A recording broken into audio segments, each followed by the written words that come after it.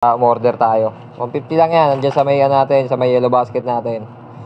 Yun, grabe. Parang mas maganda pa nga yung binili natin kaysa sa stock niyang Boys Coil eh. Oo, mas makapalis yun. No?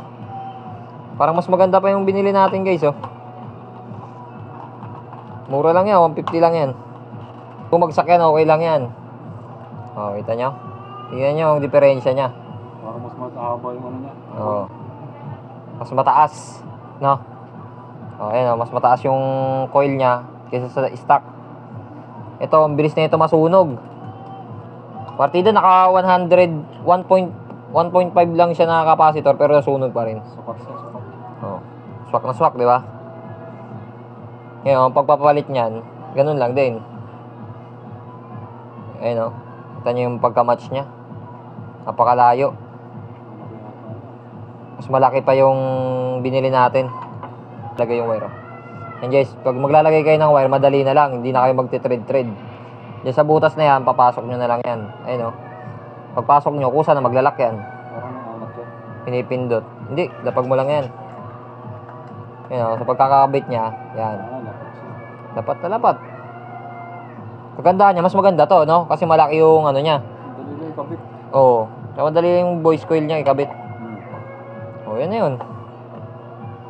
Takpan nyo lang yan. Tingnan natin kung O, gano'n yan. Turbol. Balik nyo lang yung ano, 4 na screw. Yan ang kagandaan dito sa compressor driver na to. Kasi pag nasiraan kayo ng coil, ng ganito, ito yung papalitan. Mas maganda pa yung pamalit eh, kasi sa stock eh, no? O, tingnan nyo yung papalitan natin, yung stock nyo. Napakaliit. Yung isa malaki. Yan, 4 screw lang. Tatanggalin nyo, tapos bakasin nyo lang to. Tapos patong nyo lang. Yun na yun. Basta pag nakakarelay sa speaker, ang laging positive, nandito lagi, sa kaliwa. Yung negative niyan, dito sa kanan. Ay, kanan nga. Di ba, mag-mirror kasi sa video eh. Basta pag nakaharap ka sa ano, yung pinaka-ano mo talaga. Pula. Pula positive. Oh, yun yun. Okay na, pressure driver. Saka kahit palitan nyo ito ng horn, pwede nyo palitan. Kasi tignan mo, lagyan mo horn pa. No, testing natin mamaya. Skip na ba? Yan. Skip mo lang yan. Ang ganda niyan guys. Sa mga ano, sa mga mahihina yung amplifier nila. Mas maganda yan. Oh, pwede nyo papalitan ng horn kung sakaling ayaw nyo ng horn. Okay, pinalitan natin oh. Yan, nakagamit tayo ng ano, ng mic para marinig nyo maayos. Oh, lakas natin guys ha.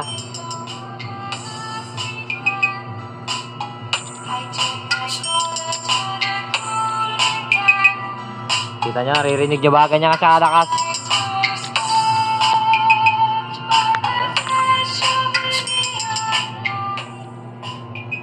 Yan ang compressor driver ng acoustic.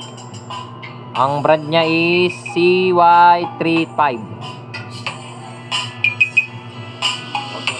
Order na kayo niyan guys sa Yellow Basket.